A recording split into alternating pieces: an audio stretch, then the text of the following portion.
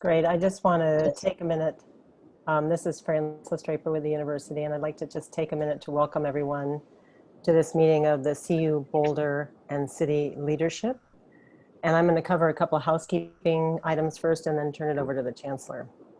So please note, this meeting occurs biannually between the leadership of both organizations with the goal to keep conversations and collaborations happening between CU Boulder and the city on projects and issues of mutual interest and concern.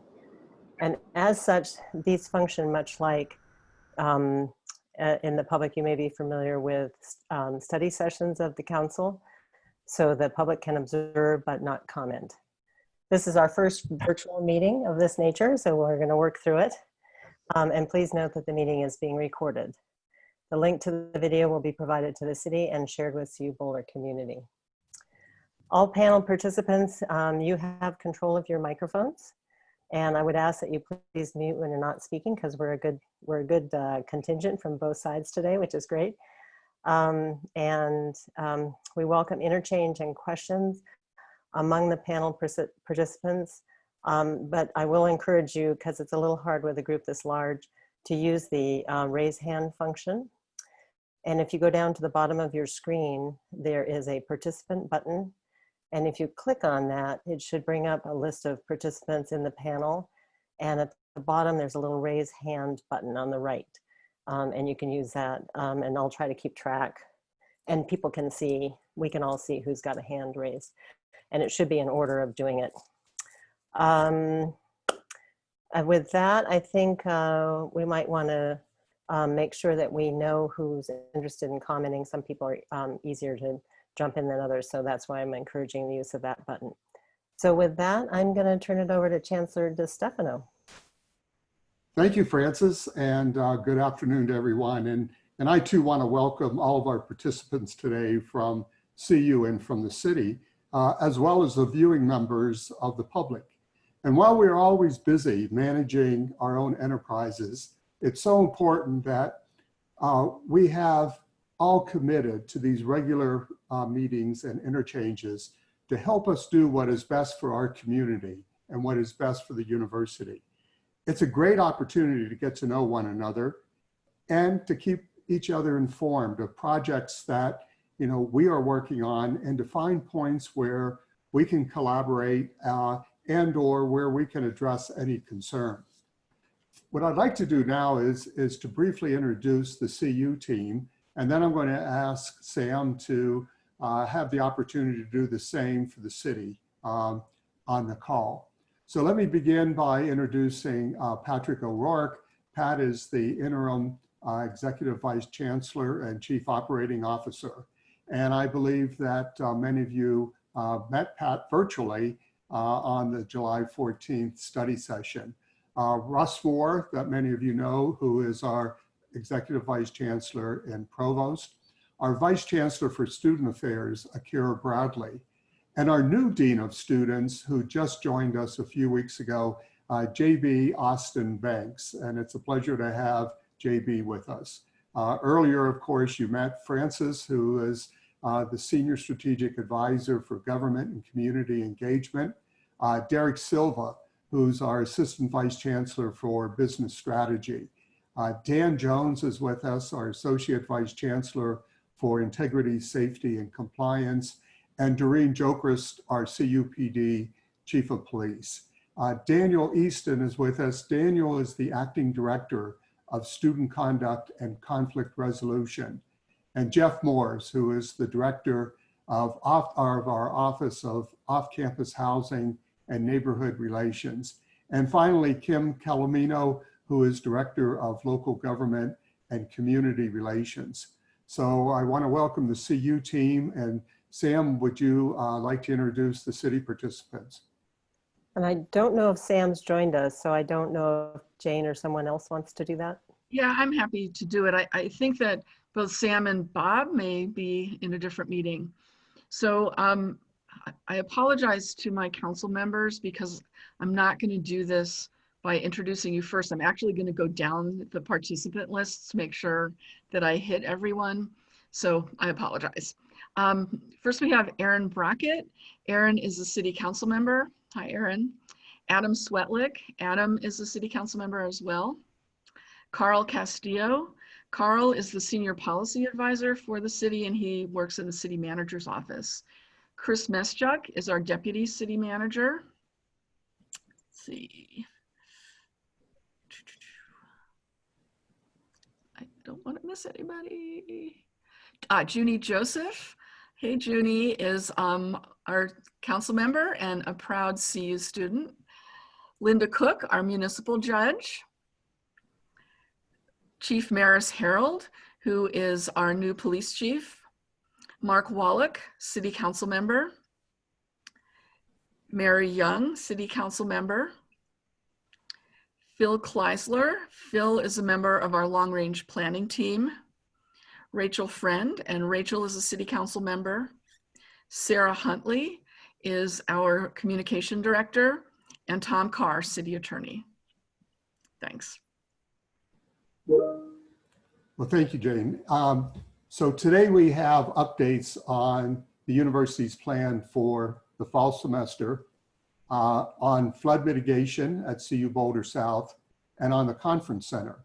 And first, I'd like to ask Pat O'Rourke and Russ Moore to give you a quick update on the plan to return to campus, where we are with testing, and then safety measures overall, and how we're addressing education on the campus. So Pat and Russ, I'll turn it over to you. Let me do some screen sharing for them for a presentation, if everybody can bear with me 1 minute. And can you see that screen? Great. I can. So, hi everybody. Thanks for inviting me back. Last time it was just me and Francis. This time I thought we should bring a small CU Army. So that's why we've got everybody with us today, and hopefully between the group of us, we'll be able to answer your questions and provide some good information about how we're progressing towards the fall.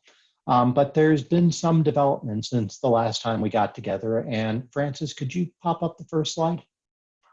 The first thing that I wanted to share with you is that we had talked to you about the technology that some of our researchers were developing.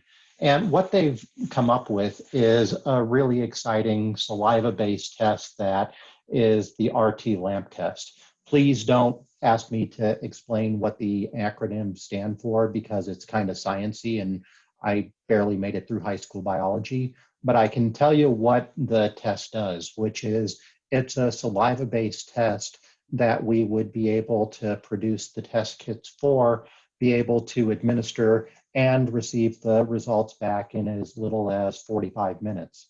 That's been important because, as you've seen throughout the state, there's been a shortage of testing capacity, and sometimes, in particular with the commercial labs, that it's been taking more than 3, 4, sometimes 5 to 7 days for them to be able to return results. So that and some of the other capacity that we've developed to perform testing will allow us to be able to more effectively be able to perform that function. That new test that we've developed is something that we are in the process of having it approved. Ordinarily, there's an FDA approval process for the ability to be able to have testing approved, particularly if it's going to be for diagnostic purposes. But there's an allowance under the law currently that allows the state through the governor's office to be able to approve and validate novel testing ideas. That is something that we're in the final stages of validation with the state. We could currently use that new RT LAMP test as a surveillance tool, but hopefully if that validation occurs over the next days or week, we should be able to not only use it as a surveillance measure, but also as a diagnostic test. Third, I'm really proud to announce that our communication staff has been working hard in order to be able to launch what we're calling the Protect Our Herd website and campaign. This is really based on the notion that we talked about the last time that we came and spoke with you about the fact that we can develop technological capabilities, we can put in contact tracing, but that fundamentally we're going to need to change behaviors and to be able to influence behaviors, not only of our students, but our faculty and our staff and everyone who comes in campus and is part of our community.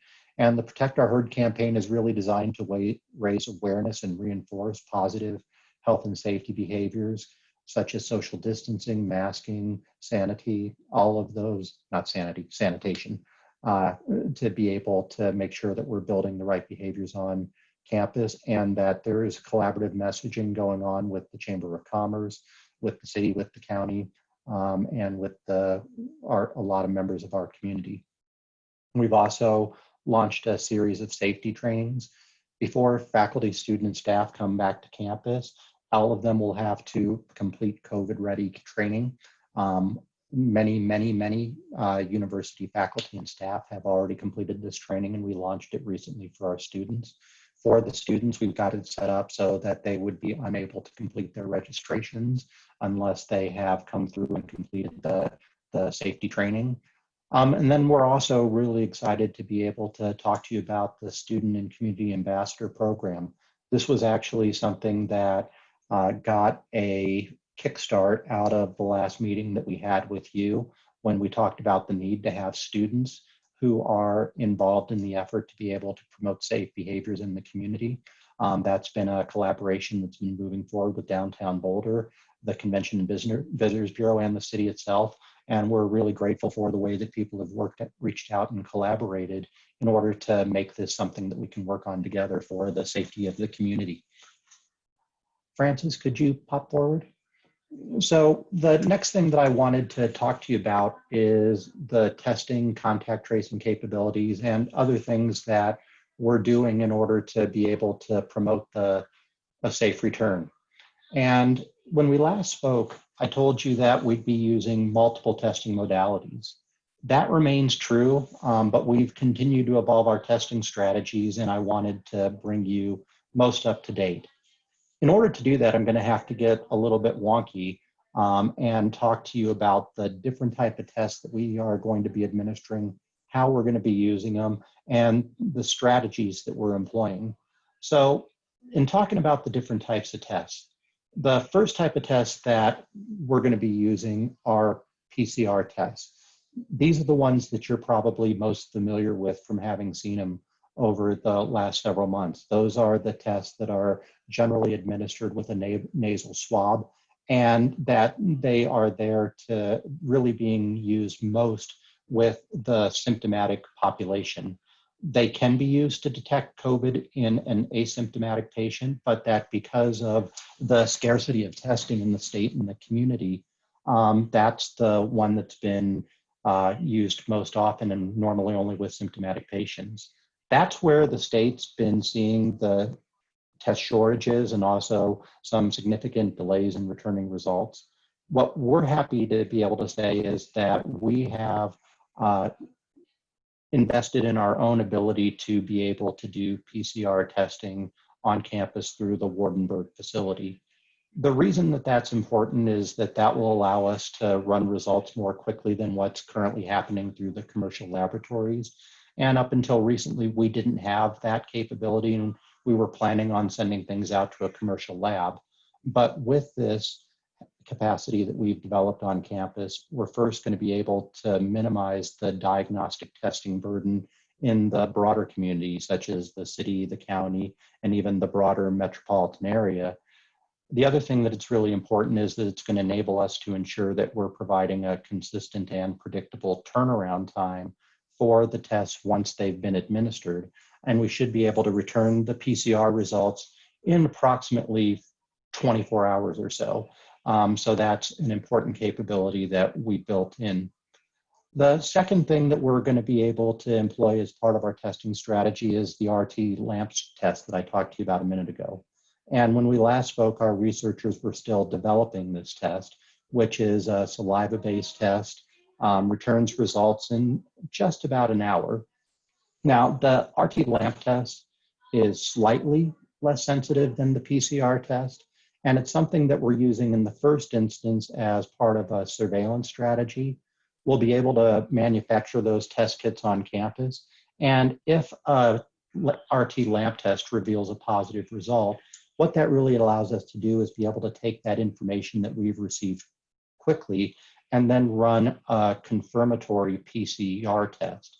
But the real value of this is that it allows us to be able to receive a quick result, put contact tracing and other protective measures into effect as rapidly as possible, and then be able to follow up with diagnostic testing. As I talked about, that test is going through the process of being validated so that it could be used for diagnostic purposes.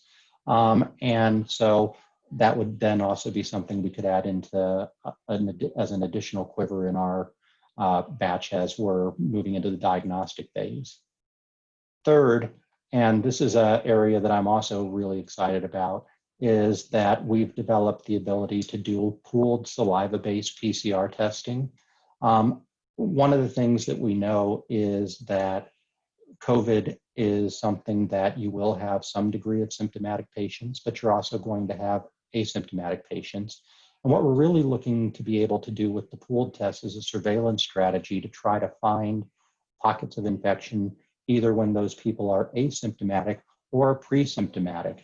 With a pooled test, we'd be able to take a batch, whether it's 9, 10, 12 people, and run them as a single group. We plan to be able to run up to 700 or 800 of those a week. And then once we get those results back, if one of those batches shows a positive result, then you can go back and do diagnostic testing amongst the group of people who were part of that group. The pooled testing really expands our capabilities to be able to follow up on this.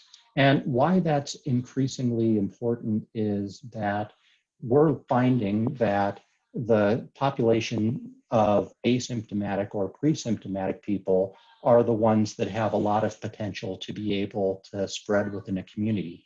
People who are symptomatic generally know that they want to isolate, that they want to quarantine. And this is giving us the ability to reach out more effectively to try to find those cases that even the people themselves know they don't have. Fourth, we're going to be doing wastewater testing in about 20 of our facilities on campus. COVID-19 is detectable in wastewater, and the testing itself has a fairly high degree of sensitivity. If the wastewater demonstrates the presence of COVID-19, that would send a signal to us that we need to test the occupants of that facility, and that hopefully we'd be able to find the person who or persons who have COVID infection that they might not even know about again, because it actually turns out, and I was interested to find out, that COVID will show up in wastewater oftentimes before it would show up anywhere else. And that would give us a good first early indicator, both of the presence of our disease in the community and give us an added ability to be able to go in and be able to find it before it could spread to others. And then finally, we're going to be doing PCR testing upon people who are displaying COVID-19 symptoms. And so that is really the strategy where you've got people who are coming in, they've got a fever, they've got a cough, they've got something that leads you to believe that there's COVID infection, and we'll be able to respond in those cases as well. I think the thing that's important to remember there is that testing is important and it's confirmatory, but it's really something that we're using as an adjunct to our other testing strategies, in contrast to what you're seeing in the broader community a lot of times, where testing is being reserved for those people who are symptomatic. We're really trying to get ahead of the curve on being able to find the disease before people know they have it. Some of you have had questions about antibody testing, and that really isn't a part of our testing strategy at this point in time. The reason is that it doesn't allow you to detect active COVID cases, but will only provide you with an indicator of who's previously been infected. If people with antibodies developed a sustained immunity, then antibody testing might be a better population-based testing strategy to allow us to know how many people have recovered. But the latest research is showing us that inconclusive results as to whether or not that those antibodies provide sustained immunity. And so we're really trying to rely on what's going to give us the most effective information prospectively rather than a retrospective look. So overall, the biggest changes in our testing strategy since we last spoke are our ability to do both diagnostic PCR testing on campus and the ability to use the RT lamp testing as part of our strategy. What really that allows us to do is to have the ability to bring testing to where it's needed to receive rapid results and have the ability to keep our campus and our community safe. So those are the methods that we're using for testing. And then there's some questions about how we're going to go about administering those. And so as we think about that, I first want to draw a distinction between those students who we're requiring to be tested and those students and other members of our community to whom we're going to offer testing and be able to make it available as part of our surveillance strategies. During move-in, we're going to require students to either produce a recent COVID test or require testing of them before they move into campus housing. That's a defined population where we have a defined access point to be able to reach out to them. And we're also going to be working with some of our other student populations. For example, we'll be able to require testing for our student athletes. And we are going to be able to offer testing to students who are off campus, faculty and staff, even in those instances where we're not requiring it for them. There's thousands of students who are already living in the Boulder community along with our faculty and staff. They're part of our surveillance strategies throughout the course of the semester. And as we increase our testing capabilities with the RT lamp rapid test that we're building right now and having validated, that's going to be an increasing part of our testing strategy, not just for those incoming on-campus students, but for off-campus students and our faculty, students, and staff across the entire community. Finally, as you think about our testing strategies, it's important to remember what our testing capacity can do and what it can't. It can't be and it won't be a mechanism by which we will eliminate all COVID infections. We don't want to make promises that we can't keep, and we know that there's going to be instances where there's going to be COVID infections in our community as well as in the broader Boulder community, just as there are now. What our testing is really allowing us to do is to be able to respond to those cases by instituting contact tracing and to be able to reach both the infected and potentially infected to mitigate the possibility of further transmission. We're really proud of what we've done to be able to create those capabilities. Our testing capacity is greater than what the state is providing. It's greater than what's generally available in the community. And we've shared our testing strategies with Boulder County Public Health. They've been supportive of our testing capacity and our plans for surveillance testing. We've worked with Boulder County Public Health to have a memorandum of understanding that be put in place to allow us to coordinate our contact tracing with the county, and they consider us a closed system and have given us the legal authorization to be able to do that. We have been and will be closely partnered with the county throughout the fall, and we're going to work collaboratively to test, trace, and isolate affected individuals in an effort to both protect the campus and to protect the community at large. And so testing is important. It's going to allow us to be able to respond. Our primary goal is still going to be to prevent infection. Social distancing and masking are the strategies that we're going to employ for prevention, and we've been aligned with all the state and county orders as we've been moving forward. So with that, I think that's what I wanted to address with you on the testing front. And Francis, if you could pop the slide forward, I think Russ could jump to the next question, which is, why is it that we are planning on returning people to campus in the fall rather than trying to conduct the semester fully remotely? Right, and I just want to jump in for a second and say, if I could ask everyone to mute, we've got some background noise going on. And we've just got a couple more slides, and then we thought we'd open it up to questions after that. Yeah, thank you, Pat. And thanks everyone for being here today. So let me address as briefly as possible why not be fully remote. The reasons are several fold. First of all, Pat alluded to the fact that Boulder County Public Health considers us to be basically a closed system. What that means is our campus community is actually an ecosystem within the Boulder community. We also know from data done from a number of formal studies, not the least of which coming from Cornell, is that most of our students and campus affiliates will interact with each other. So one of the things, or several things that Pat alluded to, that would be our testing capacity, our testing strategies, and our ability to do contact tracing allows us to have a very robust ability to not only execute our prevention methodologies, but also to detect and isolate infections when they do occur on campus and elsewhere in our community. One of the reasons why we've chosen to bring people back to campus is part of the university's mission. And part of the university's mission is to engage with our students and to teach them to be good citizens moving forward. Many of our students are already here. They've been here since the close of the last semester. In fact, some estimates are up to 10,000 of our students who live with you today. So bringing students back and engaging them in more formalized activities and allowing us to use these detection and isolation methodologies with them would arguably allow us to make that portion of our community safer than the general norm.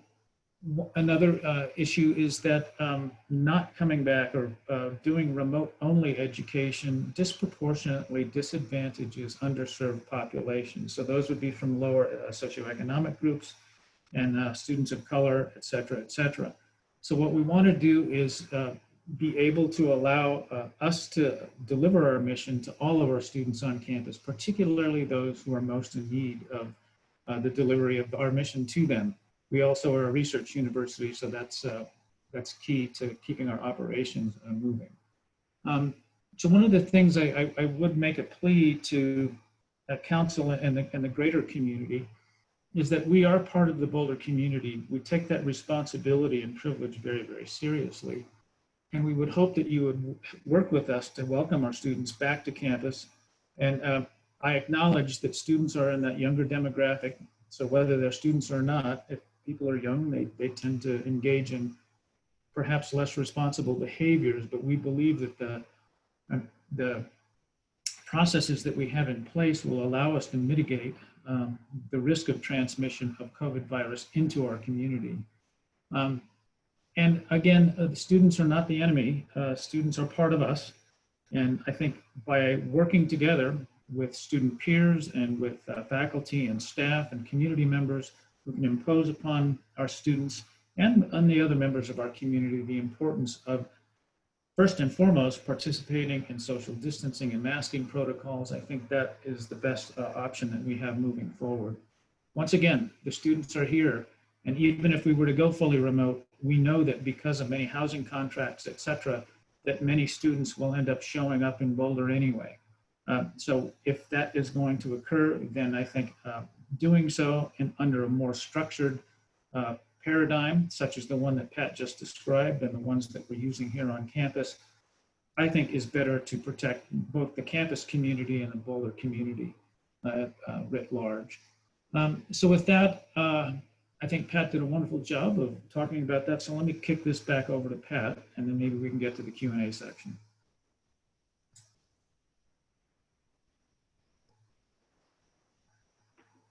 So the challenge in these things is that you mute yourself, and then when it's time for your turn to talk, you can never find the unmute yourself button. So sorry for the awkward delay. We had just a couple other things we wanted to run through with you because it responds to some questions that you've given us and some questions that we've heard from our own constituents. And that's really, how are you going to decide how to move between different statuses throughout the course of the semester? And what are the things that you're monitoring, and how is it that you're going to go about making decisions? And the first thing I want to do is really talk to you about different modes of operation. For the purposes of our conversation, I'm going to place them into kind of three great big broad groups. First is normal. And as everybody knows, because we've been working with this experience over the past 5 months, we're not in a normal state right now. Normal is what I would describe as being in a pre-COVID state. For those of us in the CU community, that would be where we've resumed all in-person operations and we don't have any restrictions on events and other activities. And right now, it's very difficult to see that we would be in that normal status during this academic year. We know we're not going to be in that status during the fall. And in fact, we are planning on returning all the students to their communities of origin around the Thanksgiving time so that we're not dealing with people traveling back and forth between their communities over that holiday period. The second state is the one that is where we're fully remote. And that's the state that we experienced in March 2020 when we ceased in-campus operations and with the exception of some limited critical services, such as that we always had a contingency of people for housing and dining. We at all times had students through the course of the spring semester who were unable to return home, who might not have been able to return to their countries of origin. And we continued to serve them, even though the majority of our students, faculty, and staff weren't on campus. But fully remote is our version where we wouldn't be offering any instruction in person. And then hybrid is really what you have that's everything in between. This is where you have some people on campus, some instruction, but that our operations are more limited. This is the status that we're going to be in the fall. We're not going to look the same as we did before. There's not going to be large 100-person lectures. Instead, in the classroom environment, we're going to have social distancing. We're going to have people wearing masks on campus. It's the mode of operation that we're going to be in for a while. And we've been in that kind of hybrid mode for a while already.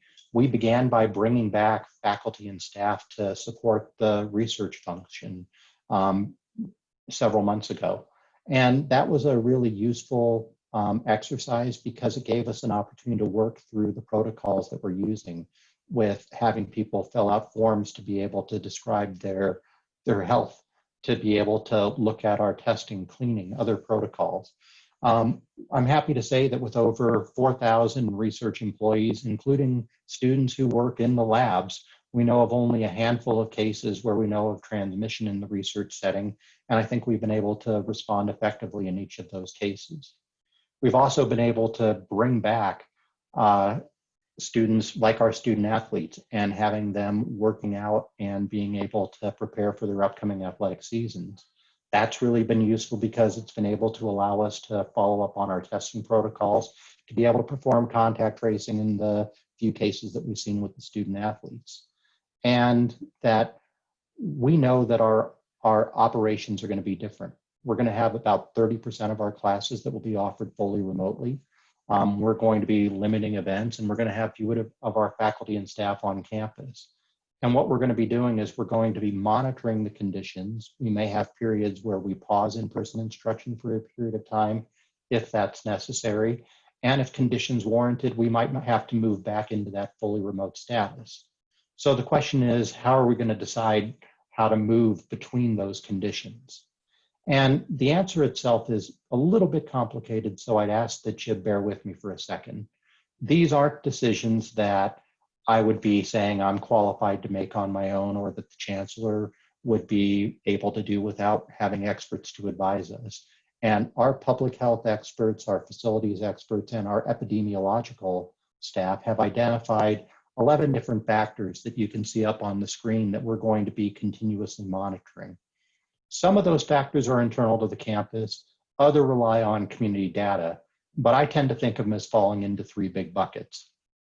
The first ones are external conditions, those things that are really outside of the campus and that are also outside of really the Boulder community. Those include things like the current orders from public health authorities and significantly the statewide COVID-19 effective reproduction rate. Russ Moore, who's a scientist who's way smarter than I am, can explain the math involved, but it involves an R-naught formula, and that you want to keep your effective reproduction rate at a level around 1. The reproductive rate really serves as giving us insight as to what are the expected demands on the healthcare system throughout the state, and what's the disease burden in the overall Colorado community that would then give us some insight as to what we should be doing to prepare for infection within our own community. The second thing that we talk about is what I think of more as being local conditions. Those include the availability of PPE for our students, employees, especially those who are in our health and safety positions. It will include how often are we using our own campus resources for contact tracing. And it'll look at things like, what are the burdens in the local healthcare system? One of the things that Boulder County Public Health is currently doing is providing information about its hospital availability, including ICU beds and ventilators. We need to be paying attention to those as well, because we know that if there are outbreaks in our campus, those could have an impact on the availability of local healthcare resources. And we want to make sure that we're making decisions in advance based upon current knowledge of those. Beyond those local conditions, then we also have to be looking at the effectiveness of the controls that we're putting in place. And one of the things that we want to be able to do is make sure that we are reducing the number of potentially infectious contacts on campus by at least 55%. That requires us to reduce our own campus density significantly. So we're going to be monitoring campus density by hotspot utilization, wireless utilization, I should say, and allowing us to be able to assess that, be able to look at how many of our staff are returning to campus, how many of our faculty are there on a given day. We're going to be using our health questionnaire completion and what percentage of our people are reporting symptoms, so that we have the ability to have a good understanding of that. And then we're going to be looking at how many cases themselves are popping up and how many instances are we having to issue warnings or violations for violation of what our expectations are for social distancing rules, including wearing masks. Now, what that all adds up to is that we've got a lot of data that's coming into the mix. And as much as I'd like to be able to say, here's the number of cases, 12, that results in a change in status, it's not that simple. So what we're going to be doing is, because we're conducting testing much more broadly, and we're going to be doing surveillance that will allow us to both discover and respond to both asymptomatic and pre-symptomatic cases, there's a good chance that we're going to be reporting more cases than what you're currently seeing in community-based reporting. But that's actually a really good thing, because it allows us to pick up and identify people who are not currently being tested and who wouldn't be part of the results. Our positive test results are going to be higher than if we were only testing symptomatic patients, and it's actually going to demonstrate that the surveillance testing is working. Why this is really helpful is because individuals are likely at their peak infectiousness during that pre-symptomatic phase, and so identifying them early gives us a chance to break the chain of transmission. And it's likely that 20% of the students will be absolutely asymptomatic, and we'll have the ability to identify those cases that would otherwise go undetected. We'd also view cases that are revealed through the surveillance function differently than those cases that stem from students, faculty, and staff who are reporting symptomatically. An increase of symptomatic patients also would likely produce a different burden on the healthcare system. And so what we're really looking for is not an absolute number of cases, but instead is an assessment of our capacity to respond effectively to the cases in the community and to establish the connections between those who are COVID positive and the other people who may have been exposed, so that we can limit the spread of infection. That's the goal, which is to be able to effectively intervene, knowing that we're not going to have the capability to absolutely prevent. So that's how the factors play together for us to be able to think effectively about how we're going to monitor for disease presence and make shifts in our status. So Francis, can you just pop forward to our last slide? So ultimately, this health and safety measures that we're taking across the campus are varied and will hopefully provide a sound strategy for being able to return. We've modified the physical environment in our academic operations. As I said before, we're attempting to limit the number of potentially infectious contact We're teaching in places where we never thought we'd be teaching in order to create classroom space. We're also extending the hours in which we're giving instruction to make sure that we're keeping the density down. We've ordered thousands of HEPA and MERV 13 air filters to be able to make sure that when people are in class, they will be masked, but we also want to make sure that we're providing a safe learning environment for them. We're going to be requiring face coverings. And I know that Akira and JB and Daniel will be talking to you about our code of conduct and the expectations that we have for our students and how they're going to be working with them. But we've really tried to work to make sure that we've modified our student code of conduct to reflect compliance with public health orders, and training people on what their responsibilities are, and having people provide daily indicators of their health status so that we have a good assessment of what's going on in our community.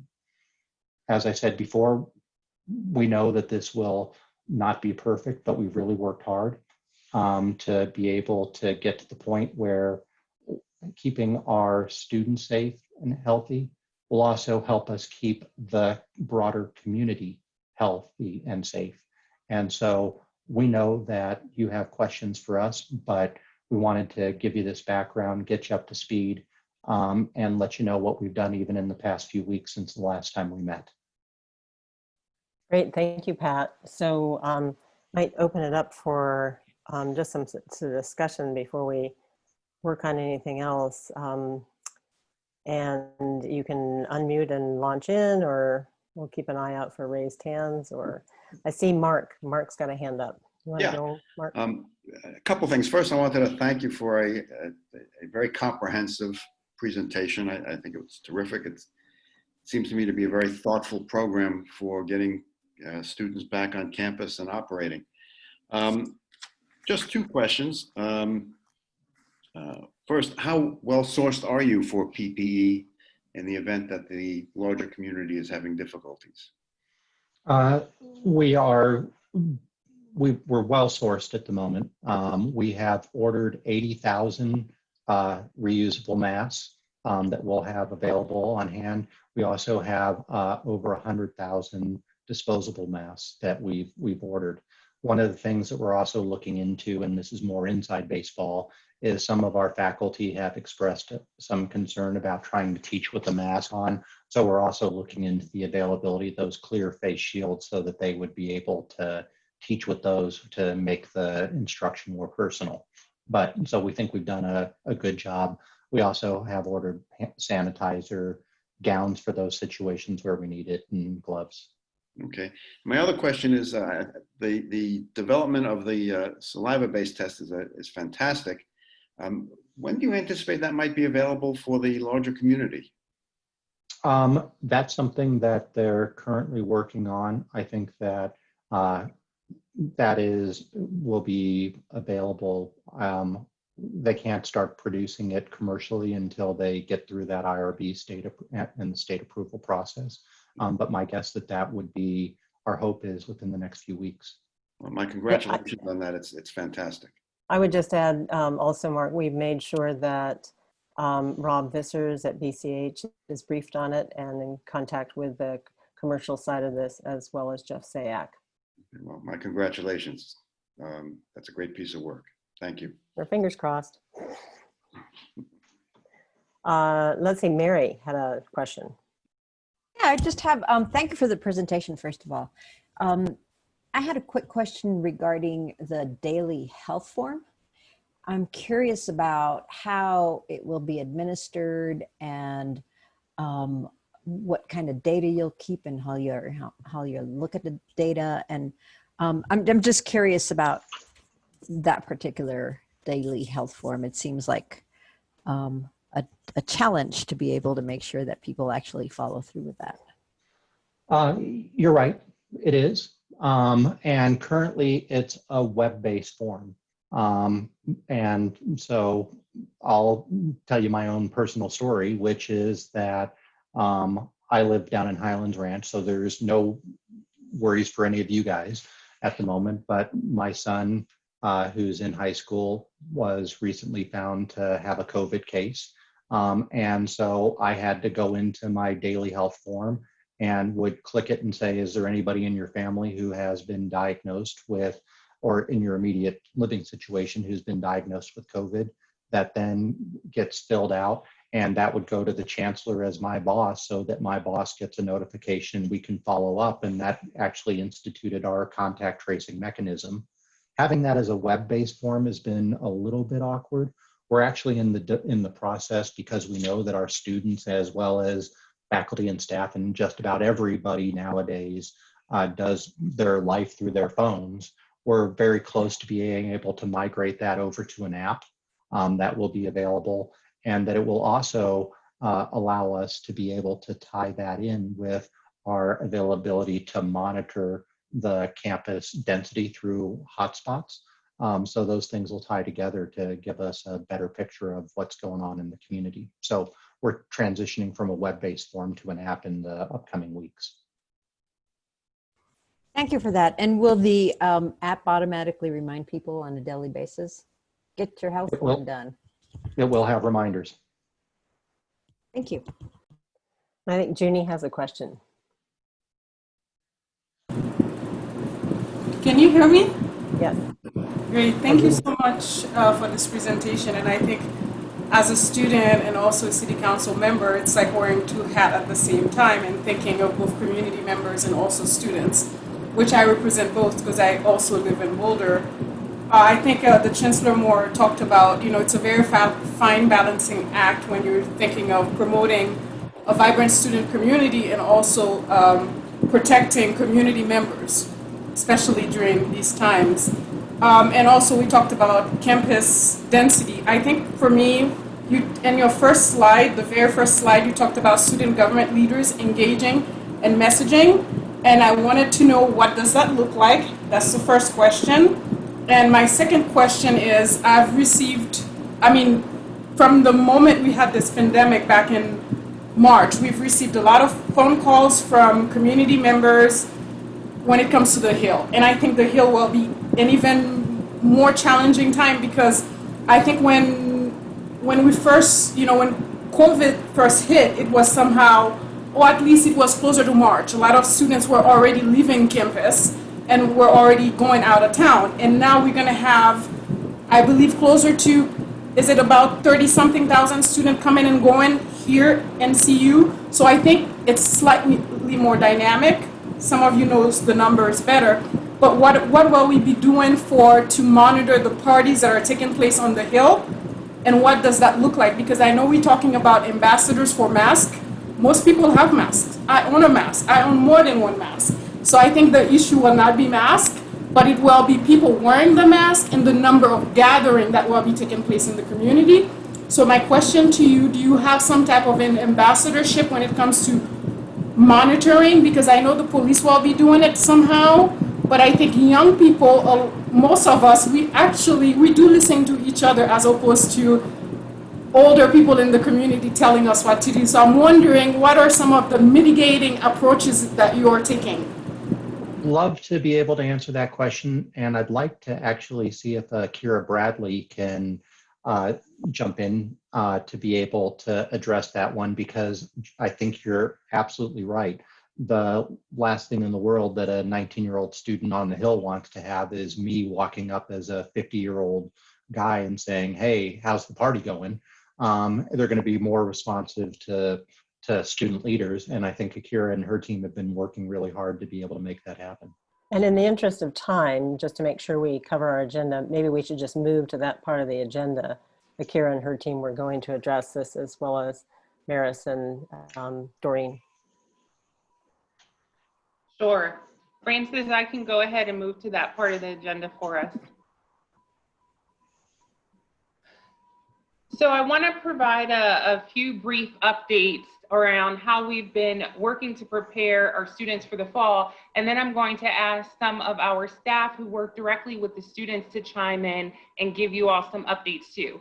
First, to talk about communication. We've been communicating with our students throughout the spring and the summer, our students that live on campus and off campus, regularly about expectations and how to be good peers and good community members.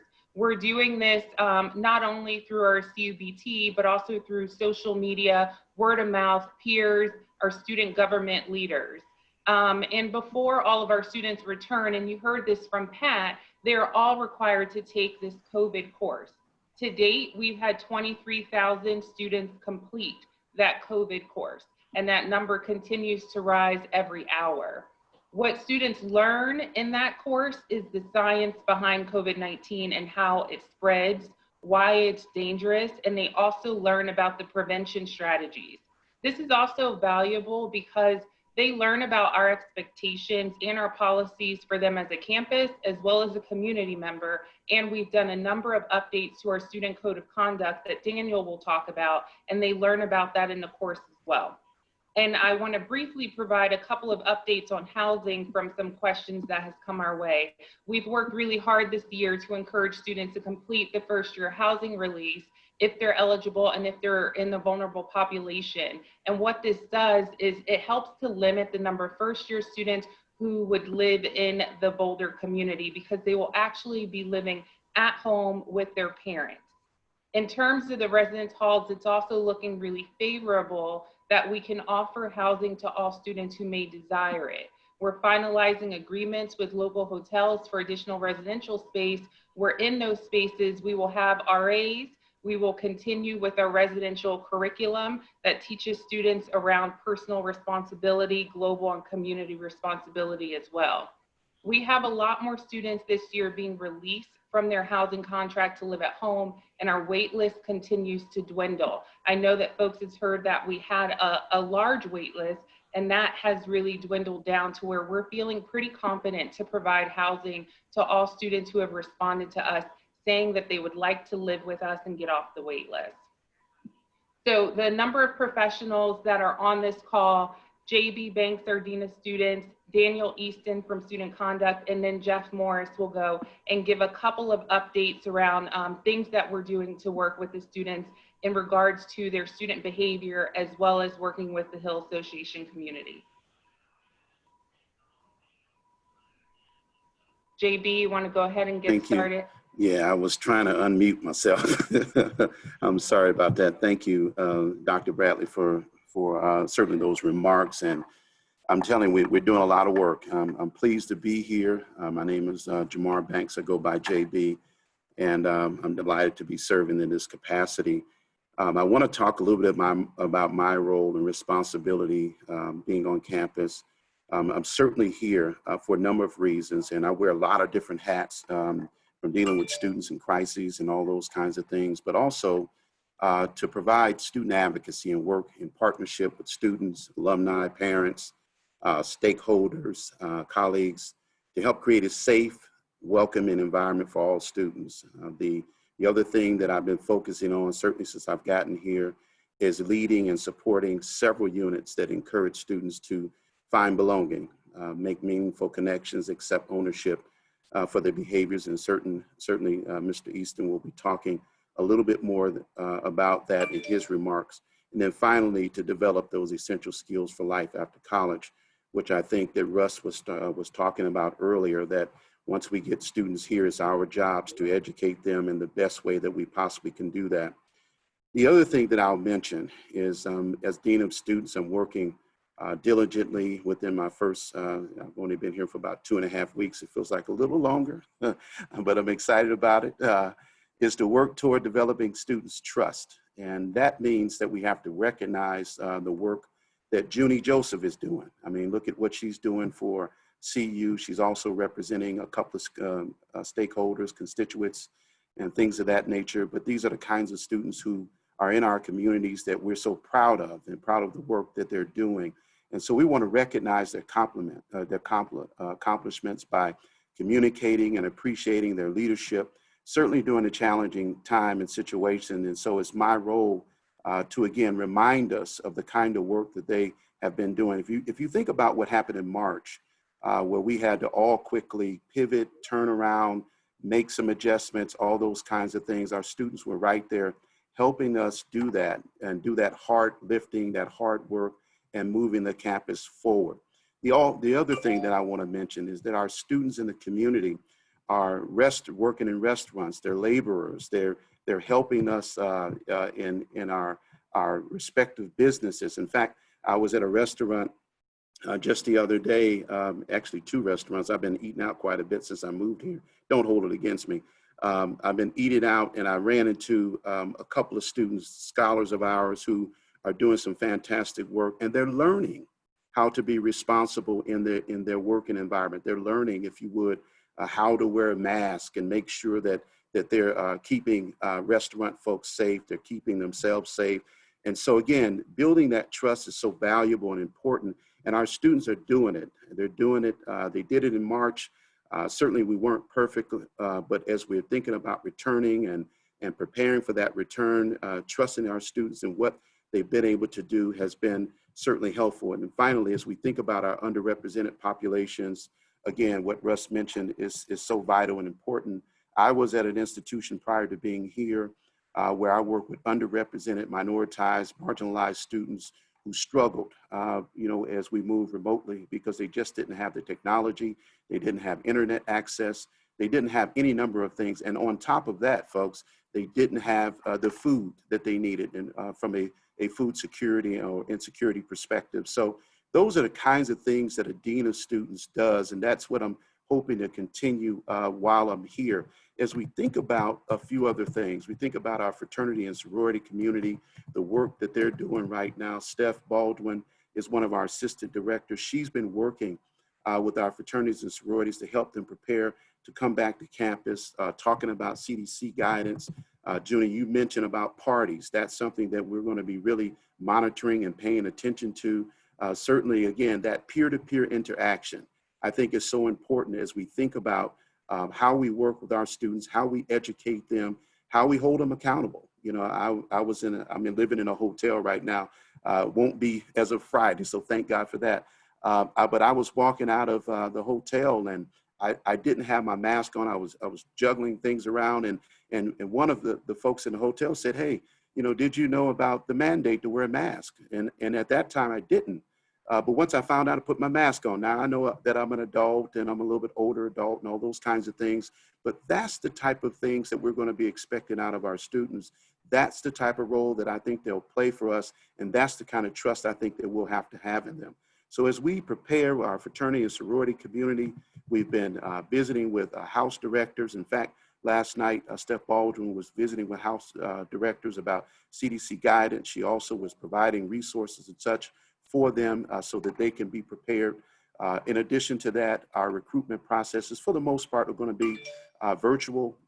As we think about our largest community, which is our women, if you would, 2,800 women will be doing their recruitment completely virtual. And so as I think about how we're preparing, I've come across the country to this campus. I think we're as prepared as any other institution I've ever seen. I certainly appreciate the work that our chancellor, our provost, Dr. Bradley has done, because I've come to a great place at a great time. Though it is challenging, I feel like we're ready to meet the challenge. So with that, I'll pause because I'd like to have Daniel Easton, our acting director, talk about student conduct and conflict resolution as we have made some adjustments in our code. Yeah, and I don't want to be pushy with everybody, but we are at 4:29. This is only scheduled to go till 5. So if I could ask people to sort of summarize and be brief. I know Aaron had a question previously we want to get back to. And I know Linda wanted to also talk about some of the justice reforms. Great, thank you, JB, and thank you, Francis. I will be brief and also provide hopefully some good information for folks here. So, we did update the Code of Student Conduct, and I think that's been live since the end of June. And that included adding prohibitions that, one, enforce the campus policies around masking, physical distancing, things like gatherings, and also explicitly included a prohibition of violating any public health orders, which enables us to hold folks accountable and for off-campus behavior as well as on-campus behavior for violation of these provisions, because we think that we need to address those behaviors, not just if they're on our campus, but also as they're affecting the larger community. Some other things that we've been doing in order to be effective in how we hold folks accountable. One is training additional hearing officers around the Division of Student Affairs to have conduct meetings with students to accelerate the response to these reports as we get them. We want to make sure that we're responding swiftly so that we can take those steps to adjust and adjust those students' behaviors. Additionally, we've been building a more robust sanctioning model for students who are violating these policies. We'll be using sort of the impact and the frequency of the behavior. So there isn't a set, like it's this sanction for every type of violation, but rather looking at every situation individually and basing our sanctioning on the impact and the frequency of that behavior. The goal is at first is to do administrative and educational sanctions, but we will use suspension if those interventions are not effective. Our philosophy is that while they are students, we can take more educational interventions to adjust their behavior and to use suspension as a last resort if those interventions are not effective. I want to also highlight the effective partnership that we have with the Boulder Municipal Court. Linda reached out to our office in early April as this was all developing, and we collaborated and really revised our restorative justice program to specifically address the harms caused by public health order violations. And knowing that the research around restorative justice is that it is effective for altering behaviors of students in this age group, having a process for that, a restorative practice in partnership with the municipal court means that we can be more effective in educating our students and changing their behaviors as they violate these policies. And then lastly, one thing that we've also been building on is really improving and increasing the ways that we will receive information around public health order violations. So we've spoken about our partnership with Boulder Police to be provided copies of police reports and citations for us to take action, and then also improving communication with landlord and neighborhood associations and landlords themselves in order to get more information to hold folks accountable for violating these behaviors. And again, all of these things would not be effective without sort of the partnership with all of our community members here. And we're really excited that we have been able to work together to do this.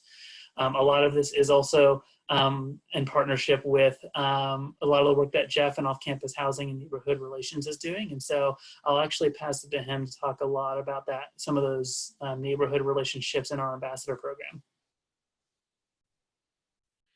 Thanks, Daniel. As Daniel alluded to, really what we've been doing the past few months is building and continuing to sustain relationships that we have with off-campus stakeholders.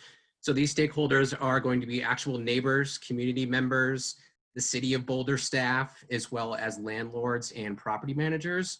And what's important about this is being able to find pathways and outlets in order for CU to share information and to keep students accountable for issues that might show up on the Hill in different capacities.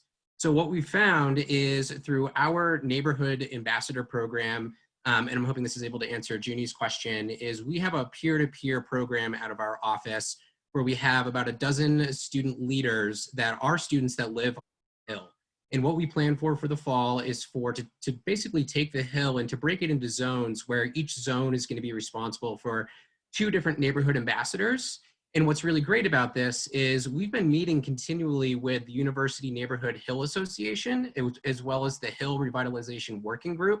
And these are community members, these are city staff, these are folks that live on the Hill, that have been living on the Hill for quite some time and have certainly run into some challenges and are looking for us to kind of find some solutions to those challenges. So through this program and continuous meetings with neighborhood associations, we've really been able to develop a collaboration where each of these neighborhood ambassadors is actually going to be able to be partnered up with what UNA, the University Hill Association, is calling block captains.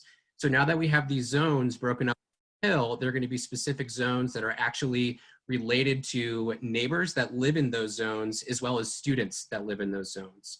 And so these folks are going to be more or less liaisons, partners, representatives of CU, but also representatives of the neighborhood. And I think that's the most important piece here, is that we have representation from both the institution, but also the neighborhoods and the communities that these students and permanent residents do reside.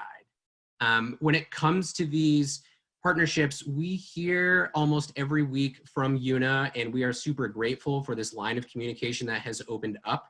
It has created a system for us to be able to know what is going on the Hill at all times. We are not naive to think that sometimes BPD is extremely busy and might not be able to answer a noise complaint or a nuisance violation that a neighbor has called in. And so what these block captains and these neighborhood ambassadors are able to do is to have these conversations peer-to-peer with these students when we receive a complaint from a neighborhood. What's also beneficial about this kind of system is that on a weekly basis, we meet with representatives from the Boulder Area Rental Housing Association, which is a group that represents the majority of property management companies and landlords in the city of Boulder, bringing in the conversation for landlords, property managers, and using these stakeholders in order to assist us with keeping students accountable that may be misbehaving on the Hill has really drastically changed a lot of the culture. So now when a CU student is having a complaint, we hear a complaint at the school, and then we actually are sending a letter not only to the address of that complaint, so the student is aware that CU is aware of such a violation, but the landlord is also getting that same letter as well, saying, we want to let you know that your tenant at this address has received a complaint. If they receive a second complaint, we will be requesting your student tenant names. And at that point, like Daniel had mentioned, as far as our conduct and our adjudication processes go, we do need a lot of evidence, and we do need a lot of information in order for that formal process to take hold.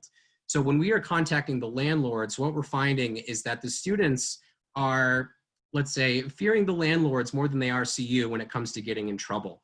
So when the landlords are finally making those phone calls to their student tenants, they're also making these phone calls to those student tenants' parents, because those parents tend to be the co-signers that are on the lease, and the landlords have that legal liability to do so. So what we've seen in the past few weeks, because this is a fairly new process for us, is that this is starting to work. We're starting to see houses that normally receive complaints not receive complaints after follow-ups with neighbors. It's really been our goal the past 3 months to create these communication lines and to create these partnerships with the neighborhood stakeholders, with the property management stakeholders, in order to get information to our students, have conversations with our students, but also be able to utilize and to be able to see what is actually happening on the Hill. We want to be current and we want to be intentional. And the only way that we're going to do that is through partnerships with the University Hill Association, with BARHA, and with the City of Boulder through these Hill Reinvestment Working Group. One important piece that we plan to do before we go into the fall is sharing what we're calling an informational landlord packet with all of the landlords and property managers before the students are moving in. This packet is going to have a lot of information in it on how landlords can utilize CU as a resource. With the recent amendment to the nuisance abatement process in Boulder, many property managers are extremely fearful for their property losing their rental license, their students getting evicted, and so they are reaching out to us to ask questions on how do I do this, what can I do, what types of resources can CU offer to make sure that my tenants are behaving and contributing behaviors that are appropriate for being a community member. So these conversations continue.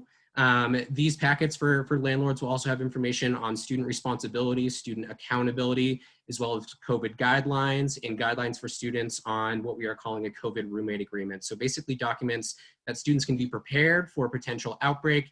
If they need to isolate, if they need to quarantine, what are those next steps for our off-campus students as they are off-campus student tenants, and we are recognizing them as that sense right now.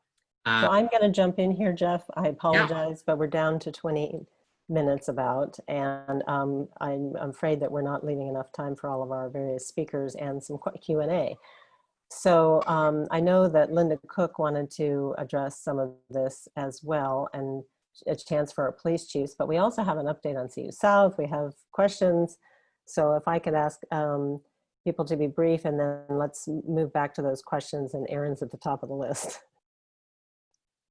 So Linda, do you want to take it from here?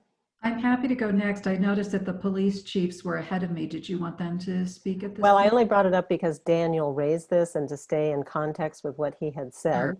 Okay, so a couple of things I'd like to highlight. First of all, something that we've been doing every year for years, we will continue to do this year, which is to fast track cases.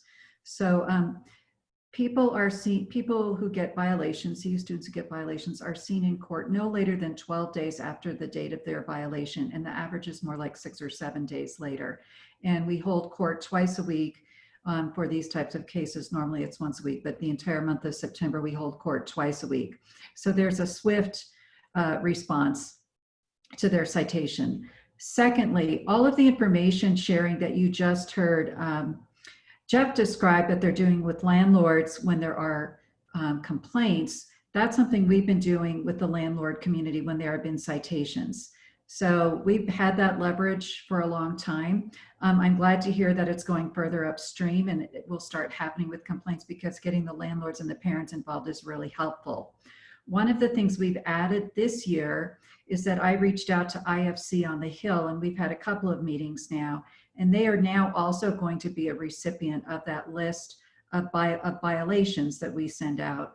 So, so there's an additional point of leverage that we haven't had before to deal with violations that occur at Greek houses.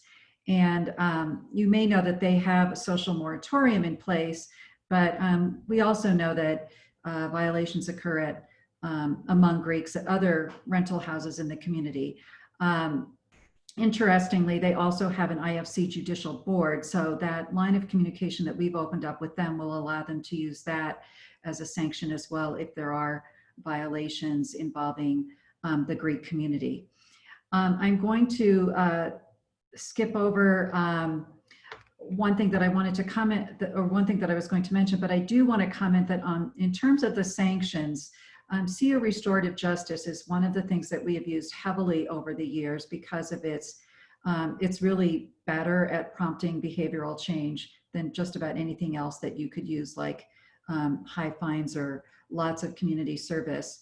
When I reached out to the folks over at Student Conduct and CURJ and asked them to develop a COVID related model, I just want to say that they delivered in spades. A week later, I had an email with 3 different models that they had designed for this purpose. So they can take a very nuanced approach. And so we're really thrilled that we've had that in place and we've been using that even for the violations that occurred last March when we started seeing those folks back in court again in May. And so I feel really good about what we've developed. Of course, restorative justice isn't the only sanction that we have at our toolbox, but the community living class, which is taught by the Office of Off-Campus Housing Neighborhood Relations, still remains one of those. Substance use treatment through health promotions.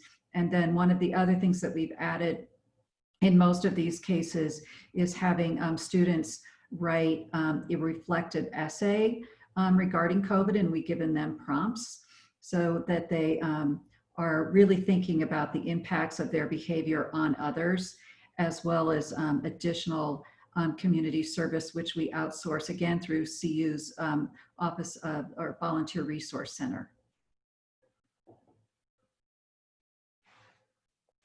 Thank you. So just keeping us moving along, we have a number of people who have a hard stop at 5 o'clock.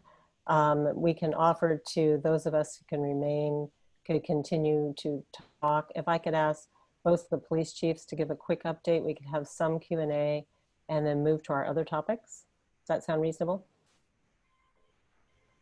Perfect. Thank you, Frances. I'm actually going to turn it over to Chief Harold. It's probably good that both of us speak fast. She's been working on some great initiatives over there at the police department, and we've been collaborating a lot. So we're glad we're able to share those things. So Chief Harold, please go ahead.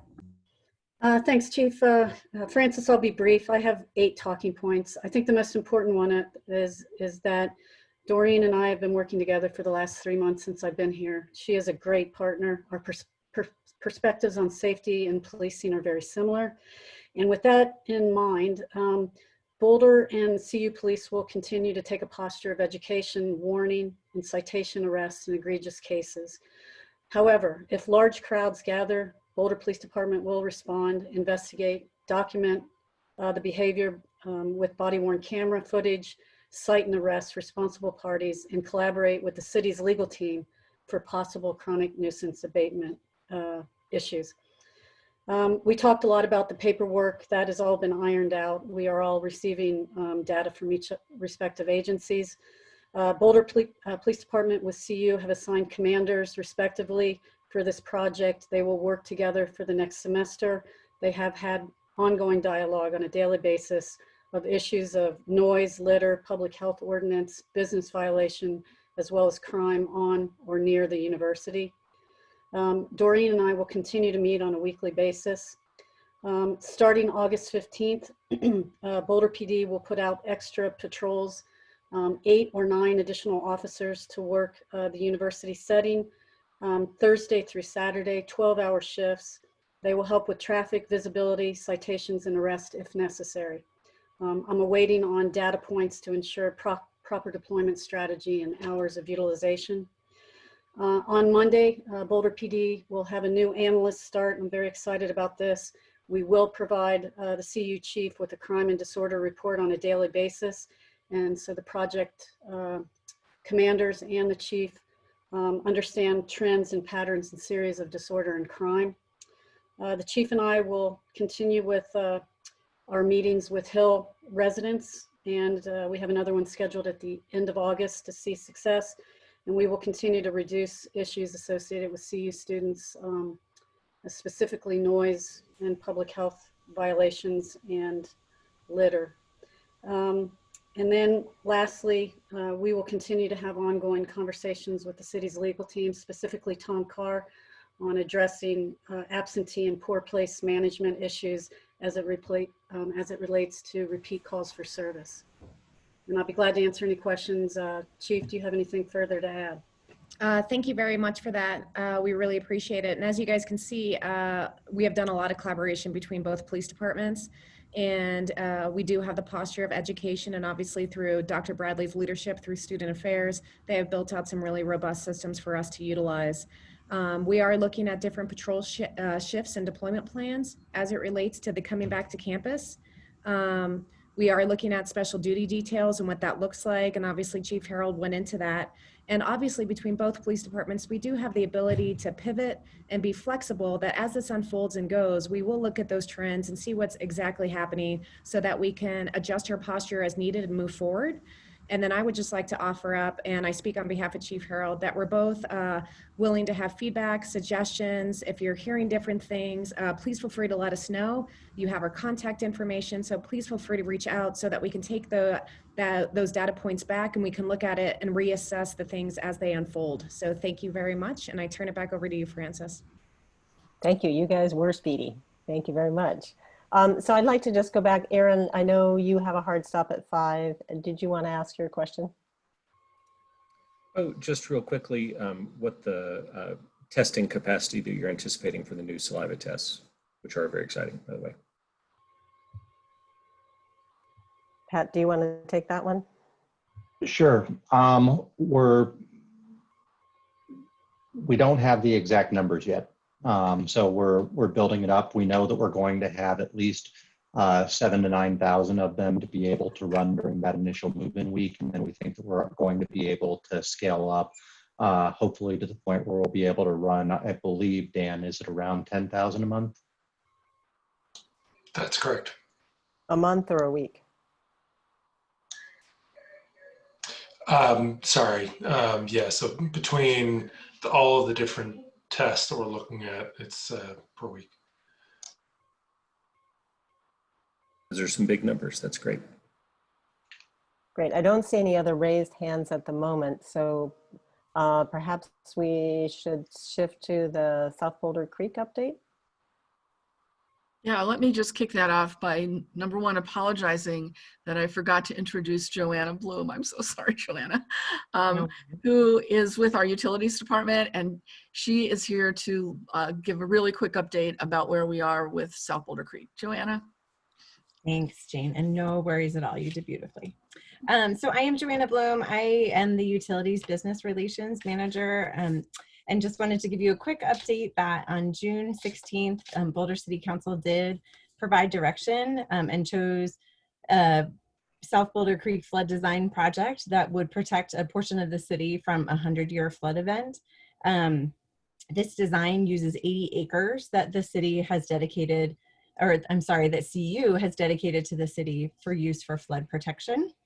Since the June decision, the engineering design work has begun, and the process has shifted from more of an external engagement focus to an internal flood design focus. Staff is also in the process of following up on a second portion of Council's motion, which was aimed at closing the loop on questions related to what is being called an upstream option. This approach would potentially use the south end of CU South property. And we're not quite sure what will come out of that process yet, but we'll definitely circle back with any updates. And then related to annexation, which is related to the flood design project, CU and city staff continue to work together and meet on fleshing out and annexation details.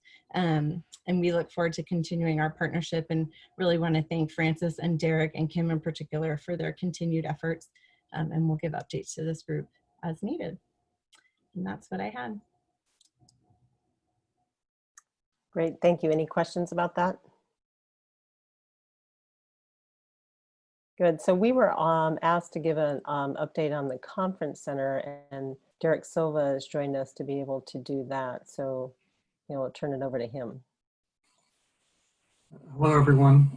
I'd just like to say that this topic really does pale in comparison to what we've been talking about, but it is almost a 2-decade project on the path to realization here, and it's still alive and kicking despite the pandemic's decimation of the hospitality industry, and is making slow but sustained momentum.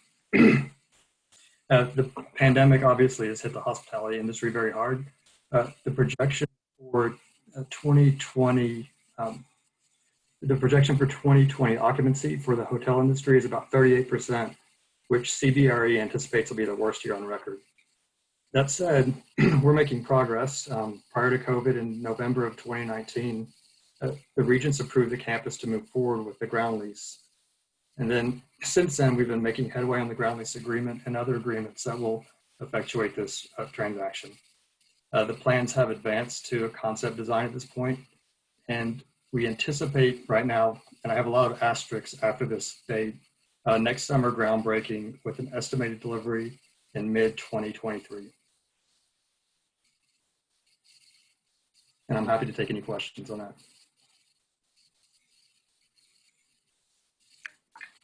Well, good. I rushed everybody along, and now we got 8 minutes to talk. So I'm hoping that there are some questions out there. One clarification I will make on Joanna's comment is the university has offered 80 acres to the city as part of its annexation application. That hasn't been completed yet.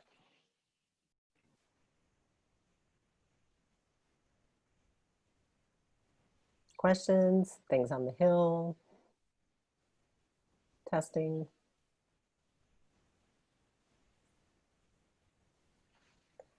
Oh, Mark. Yes, sir. You're muted still. I apologize. Question for Derek. Have there been any changes in the availability of financing for hotels at this point? It seems that projects right now are still able to attract financing, at least strong projects, which every indication from the groups we've been talking to indicate that this is one of the strongest projects and the most attractive projects in the country. That was both before COVID and still after COVID. What we're seeing is the terms aren't near as beneficial as they were before.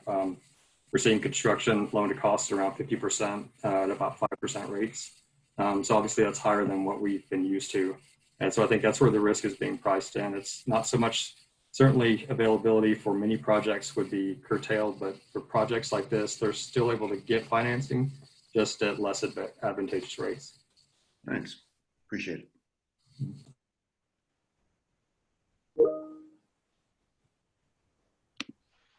Rachel.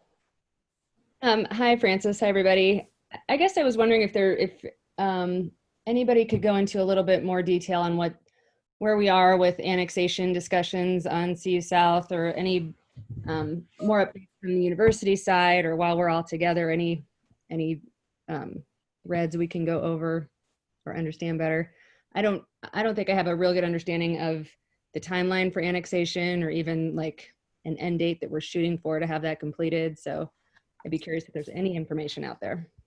I can jump in briefly on that, and that is that, as Joanna mentioned, we're actually meeting, I think, next week with Phil and Joe and team to map out that schedule and what it could look like, and how we march through the key elements, because a lot of the annexation elements have been laid out already, and we've dealt with the preponderance of them. We're down to the probably 5 to 10 gnarly issues. So I think we're going to work through those systematically with staff and bring them back to you all so that we can put that on a schedule to advance it. But that schedule we'll work on next week and then be back in touch. And Phil Kleisler is here on behalf of the city. Phil, do you have anything to add? No, that was a great summary, Francis, and I guess I'd echo Joanna's comments about working with the university. For those not super familiar with that project, we worked really hard together and partnered with the university and the community to adopt what was called the guiding principles for this site. And we actually adopted that into the city's comprehensive plan. And so that's what's kind of guiding these discussions. And so the flood mitigation project that Joanna mentioned that was approved last month was a big milestone. And now we're kind of turning our attention to a lot of the other big issues that have a lot of council, CU, and community interest, like transportation, future recreational opportunities, and so on. Thanks, Phil. And do we have is there a target date for when that will come back to council, annexation, like timeline or update? Yep, we will be bringing a draft proposal for we have a CU South Process Committee meeting with Mayor Weaver and Council Member Friend. We will be discussing that in August, at your August meeting. And our goal is to come back in the fall. We were looking at a November, December, hopefully with a bit of information for you. But we're still flushing out some of the details, which are dependent on consultant work and so on. Okay, thanks. Adam's got a question. Yeah, thanks, Francis. I haven't seen very many updates from CU Athletics as far as what's been ruled in or ruled out at this point. Do you have any further information about that, since that's coming up pretty quick? Chancellor, you want to take that one? So let me try to respond to that. What we know of today, and actually tomorrow, is a Pac-12 meeting with the presidents and chancellors to talk about fall athletics and fall sports. Right now, the presidents and chancellors of Pac-12 agreed to a schedule of just conference games, no conference games. So we're looking at either 9 or 10 conference games in the fall. The idea is starting maybe somewhere between September 19th or September 27th for the first game, and have more than one bye throughout the season so that student athletes will have an opportunity, if they do get ill, to quarantine. And so that's the plan for right now. There's no plan at this time about individuals being able to watch the game, watch football in the stadium, in our stadium or any stadiums. And that really will depend upon our county, the governor, and others about having larger crowds. So we are planning for football in the fall, as well as other fall sports. Right now with football, either a 9 or 10 game season, that will be conference only, because that way we can control the testing of student athletes, because all of us in the Pac-12 conference will have the same testing procedures. So that's the most we know of now, and I believe we'll hear more within the next couple of weeks. Thank you, Chancellor.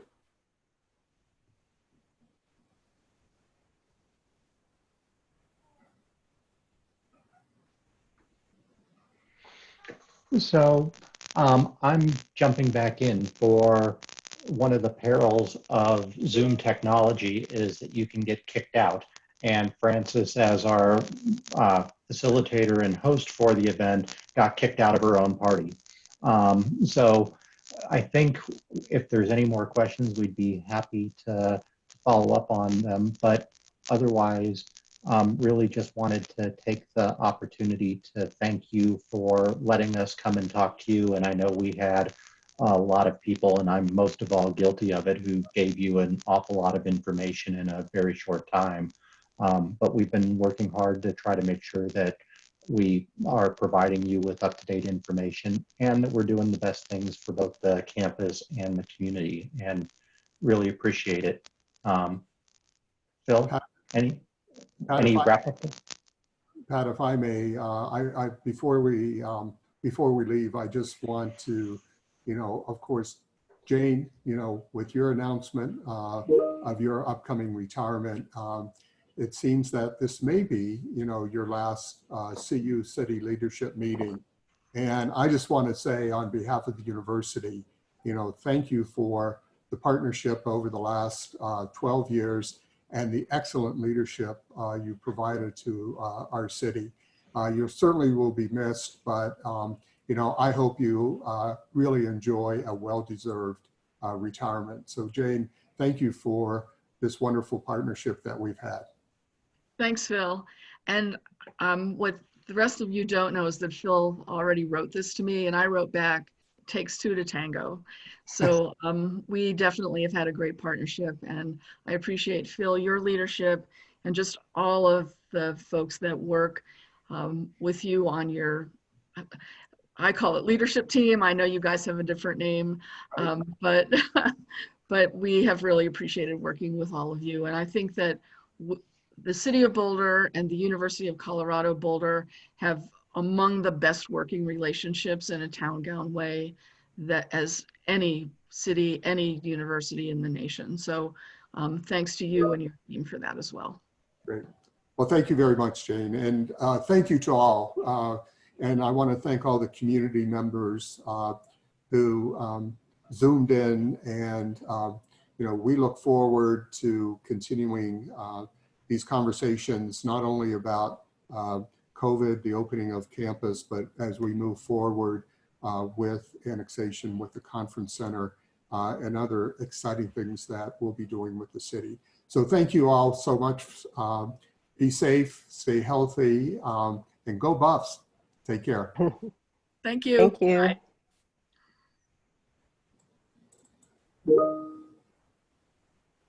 This meeting is now ending. Thank you for attending.